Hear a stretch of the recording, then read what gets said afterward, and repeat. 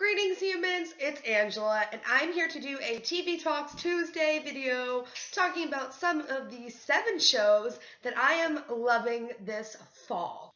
I should warn you guys that this video may contain slight spoilerage, so if you have not seen the following 7 shows, go check them out, come back and watch this video.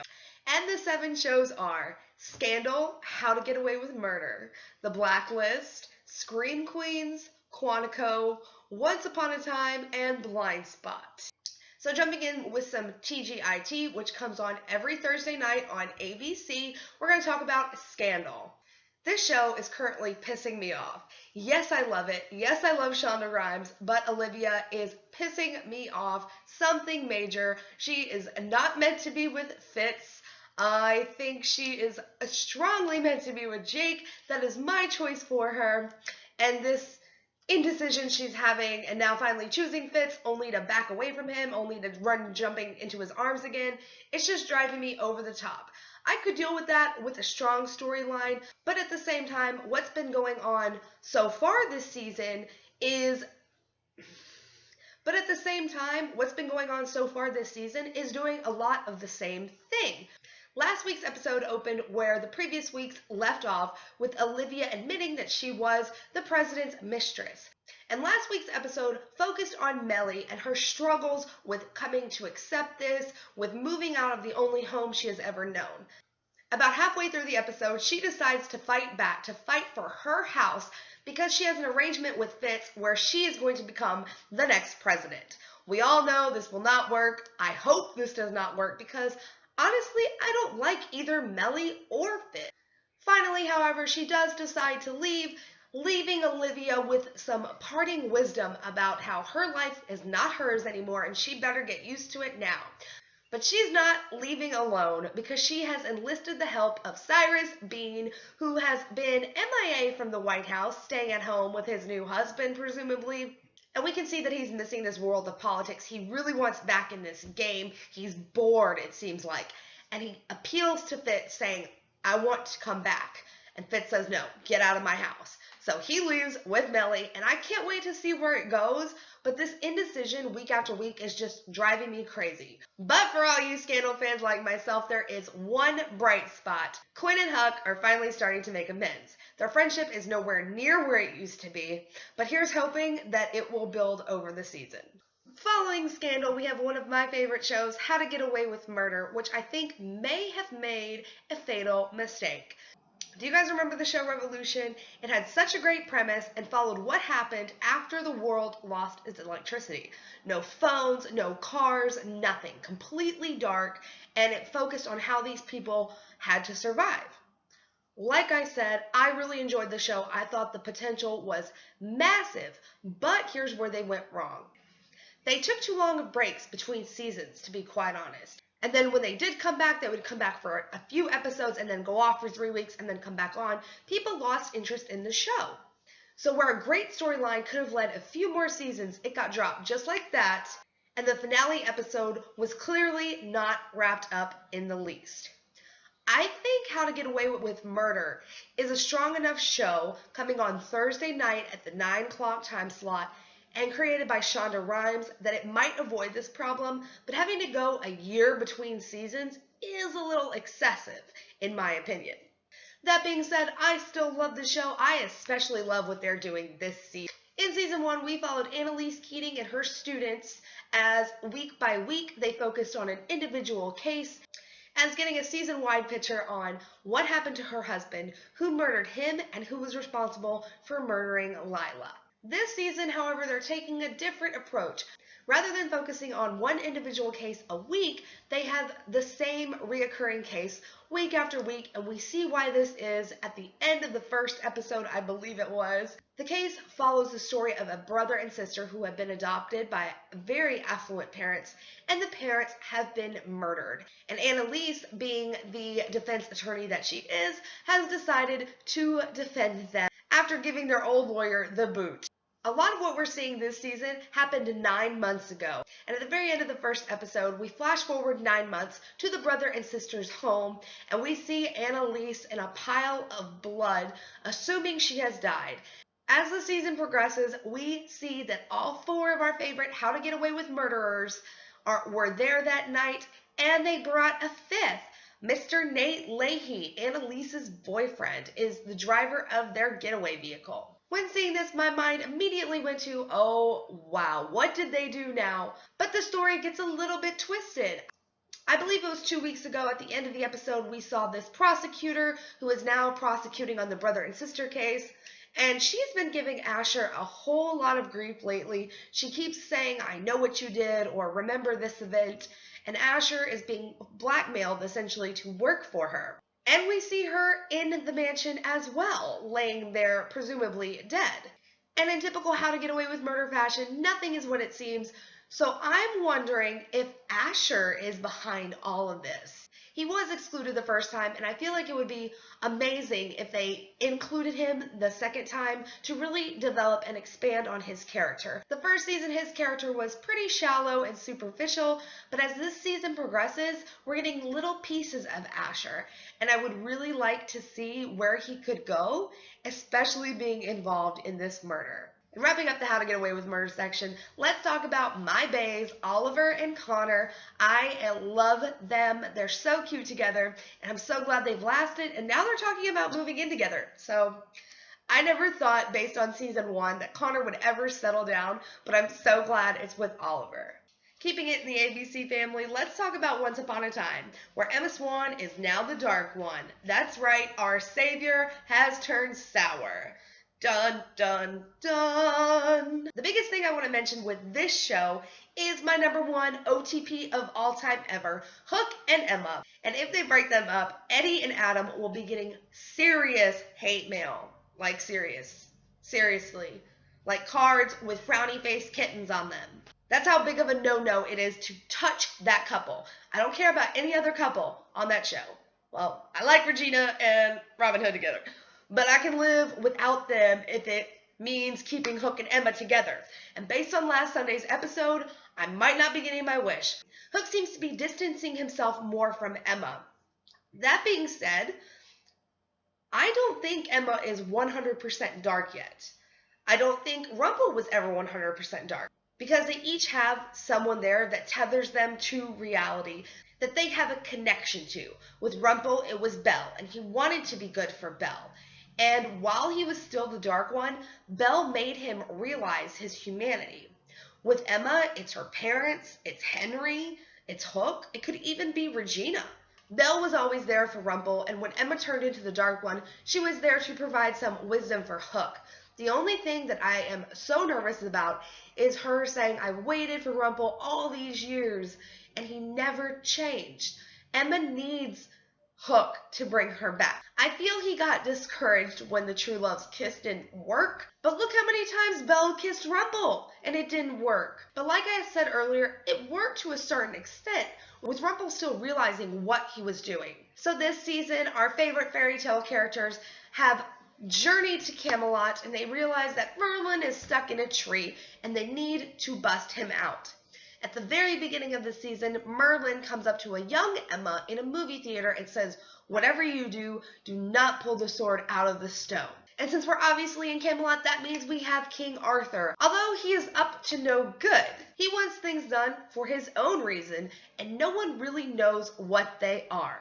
Except perhaps Snow White, who got some great advice from Lancelot. Yes, that's right, the formerly dead Lancelot came back to Snow in a vision and said, don't trust Arthur, while Arthur is crowning her husband a Knight of the Round Table in Lancelot's seat. We jump back to Storybrooke with the whole court of Camelot in tow, only to realize no one can remember what happened the past 6 weeks, I believe it was, and Excalibur has gone missing.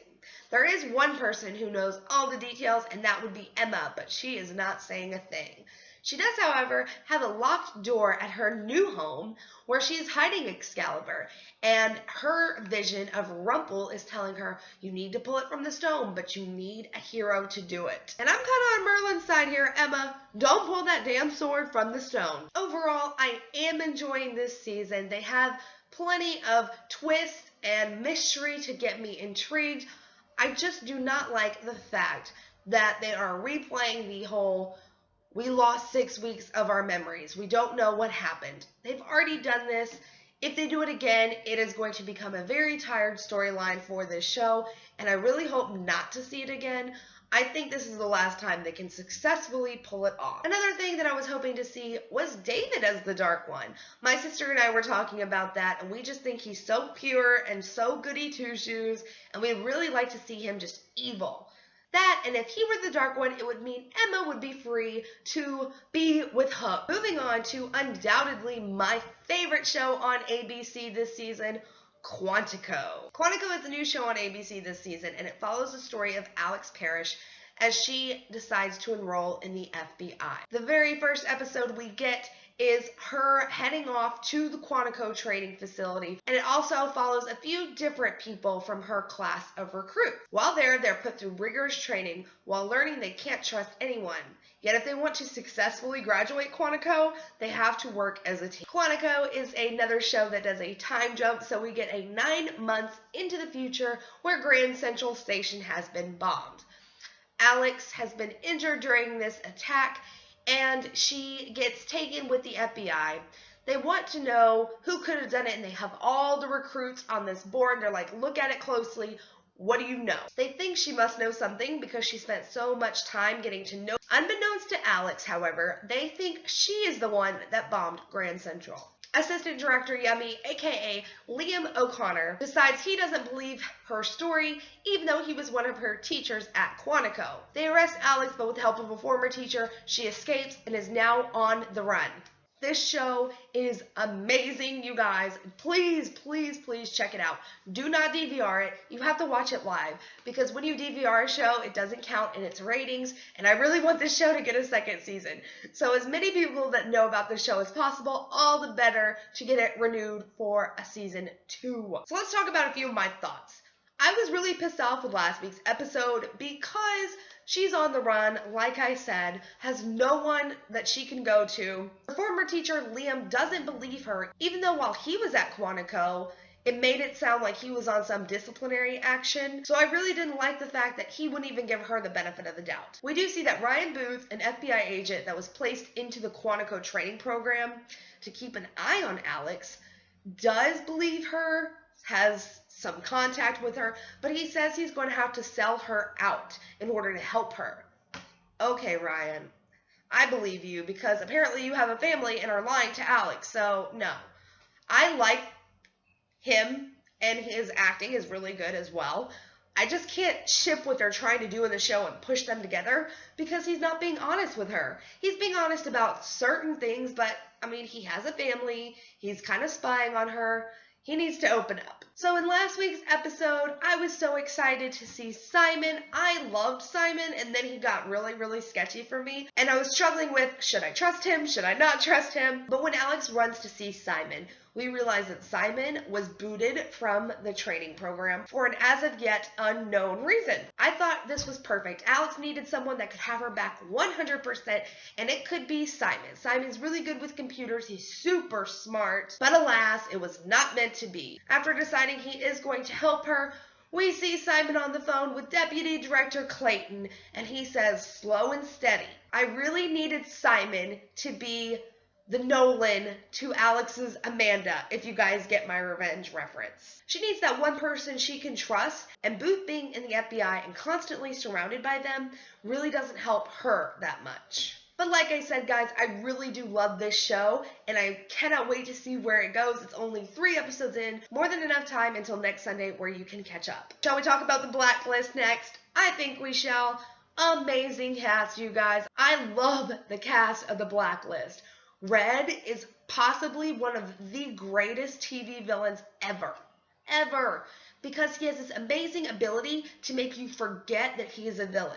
We always see him interacting with Lizzie, who he obviously adores, and is never going to do anything to intentionally put her in harm's way.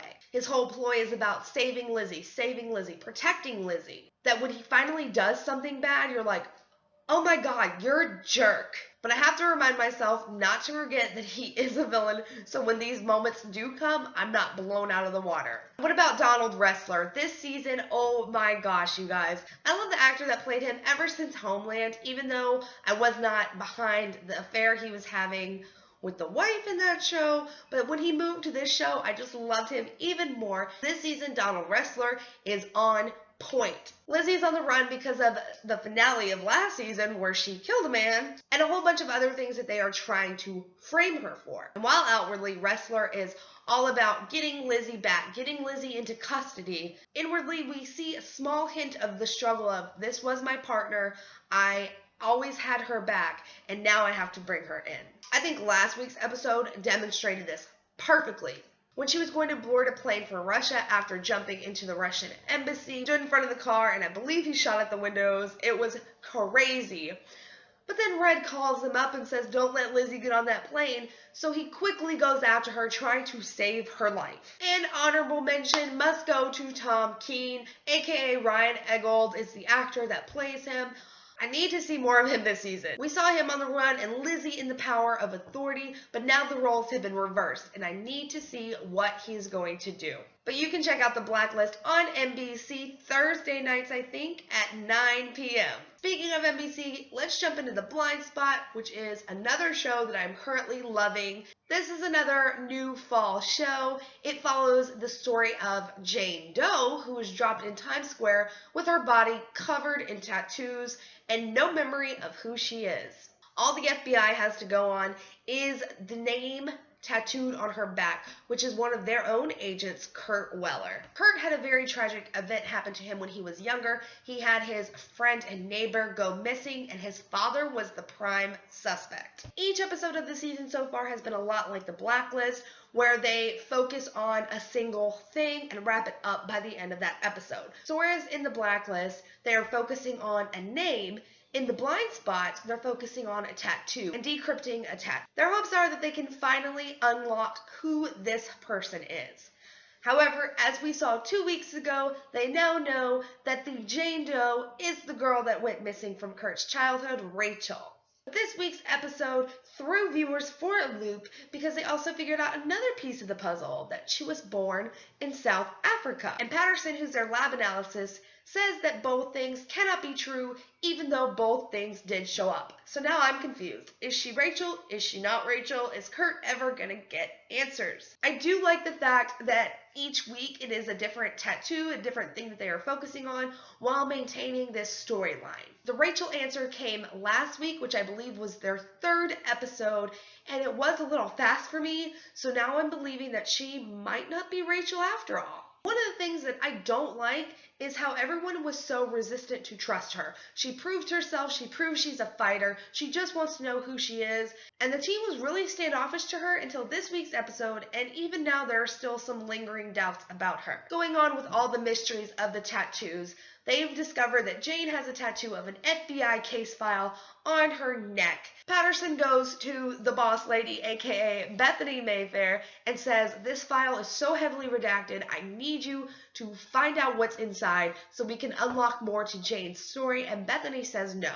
And Patterson doesn't understand why, but we do. It's because this redacted case file has the words Bethany Mayfair and accused of murder. We also see her meeting with Thomas Carter, whose best interest, it seems, is to keep this case under wraps, and is also very curious about Jane. And in the previews for next week, it looks like Jane and Kurt are going to get into a very sticky situation with Thomas Carter, who works for the CIA. So if you like shows like The Blacklist, I really recommend Blind Spot to you guys. It is one of my current favorite shows. That is why it is on this list, and that is why I am currently watching it. Alright guys, if you've watched my channel for Pretty Little Liars and have ever wondered, Angela, why don't you recap Scream Queens? Because I was thinking about it when I first heard about it. Here we go, Scream Queens, which comes on Fox every Tuesday night. Before the video that I'm making for you guys now, I wasn't really sure if I wanted to recap Scream Queens. I like it, the mystery is there, and it's very intriguing, but the show is kind of dumb. I know it's huge and hugely popular, and I'm one of the people that really do enjoy it. But at the same time, they don't take themselves seriously enough. Yes, you can have humor, but the amount of humor that they have while at the same time doing a murder mystery type show kind of sets everything off, and it makes it a little shaky for me, and that's the reason why I was hesitant on recapping it for you guys. The story predominantly follows a young girl named Grace who is in her first year of college when all these Red Devil killings are going on. 15 years ago, at a sorority, Grace insisted on being in because her mother was a part of this sorority. A sorority member had a baby in a bathtub. The girl died the same night. Last week, we learned that instead of being a boy like so many people thought, the baby was actually a girl. And Gigi, the Kappa's house mother, this crazy woman obsessed with the 90s, was actually the one that cared for the baby. Don't get me wrong, when I said the show doesn't take itself seriously enough, there are parts when I laugh my ass off because it's funny. And I love laughing, and I love having a lighthearted murder mystery to try and solve. But some things are just so ridiculous. And some of the characters are like, are you serious right now? Niecy Nash is on point in this show. She's hilarious. She's probably the character that makes me laugh the most, even though each character does have some funny moments. I will let you guys know a secret. Oliver Hudson playing the dad really depresses me because he's so hot, and I remember watching him a few years ago, and he was like the just turned 30 kind of guy, and now he's playing the dad in the TV shows. Does anyone else get a little depressed when actors that they used to love and were so like young and hot start playing the dad roles? It just kind of gets a little sad, doesn't it? Even though he still is a good-looking guy. And it was really funny how last week Grace and Pete went as Kate Hudson and Matthew McConaughey from How to Lose a Guy in 10 Days. And Kate Hudson is Oliver Hudson's sister. I was like, LOL, LOL. But wrapping up Scream Queens section, what do you guys think of Boone, who apparently faked his death? And we know there are 2 Red Devil killers out there. Do you think he could be one? Or do you think that's a little too easy? I honestly think it might be a little too easy. I would laugh so hard if Zayday were one of the killers, because then Miss Denise Hemphill would have been right all along. What is it with this woman going after Zayday? She must know something that we don't, right? That is all for my TV Talks Tuesday video. If you guys liked it, please let me know down in the comments below. Do you guys watch any of these shows, and what do you think about them? If you're interested in me reviewing them, I probably will do my 5-minute recaps of them and have them all in one video and post that video on Tuesday. So it'll be like a weekly roundup of what I've watched. Thank you guys so much for watching, and I will see you next time. Bye!